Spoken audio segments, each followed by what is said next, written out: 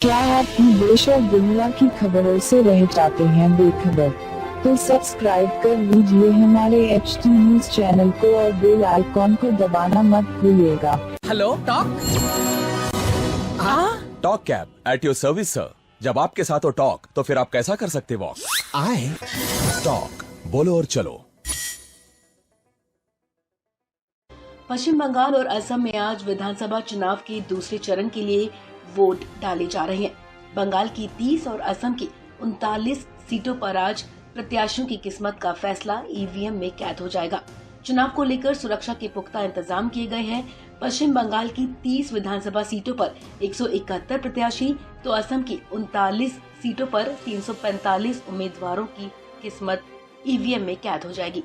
आपको बता दें, आज हर किसी की नजर बंगाल की नंदीग्राम सीट पर है, जहां ममता बनर्जी और शुवेंदु अधिकारी के बीच महामुकाबला है। इस खास मौके पर प्रधानमंत्री नरेंद्र मोदी ने भी ट्वीट कर ज्यादा से ज्यादा लोगों को वोट करने की अपील की है। असम के लिए पीएम मोदी ने ट्वीट किया। उन्होंने अपने ट्वीट में लिखा, आज असम चुनाव का दूसरा चरण शुरू हो रहा है।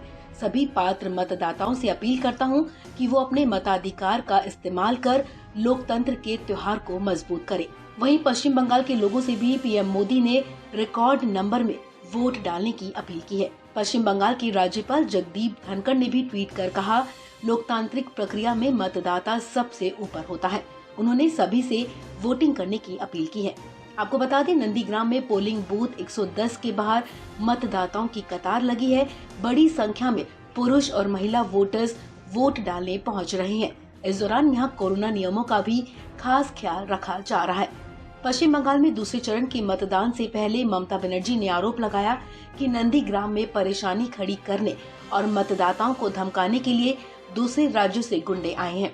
उन्होंने बुधवार को निर्वाचन आयोग से इस मामले में कार्रवाई करने की मांग की है। ममता बनर्जी ने आरोप लगाते हुए कहा था कि दूसरे राज्यों के गुंडे मतदाताओं को धमकाने के लिए नंदीग्राम में दाखिल हो गए हैं।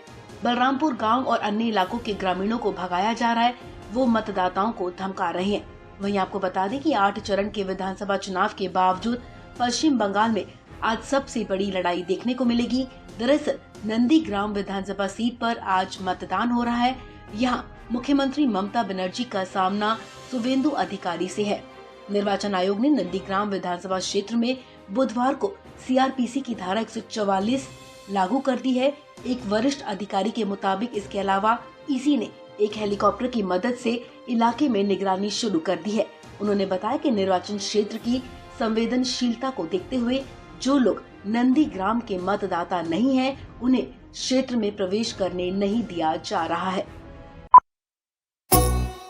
क्या हुआ, आपका कारोबार आजकल ठंडा चल रहा है शायद?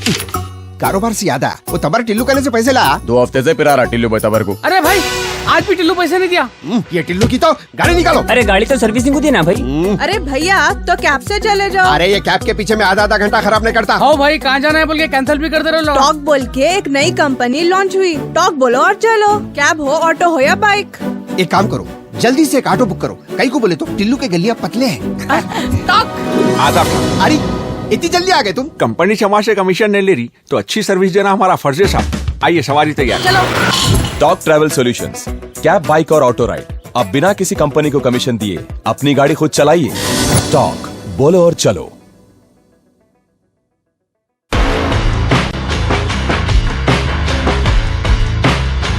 Orange Punch,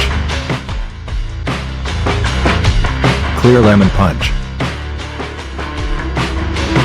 Lemon Booster Punch,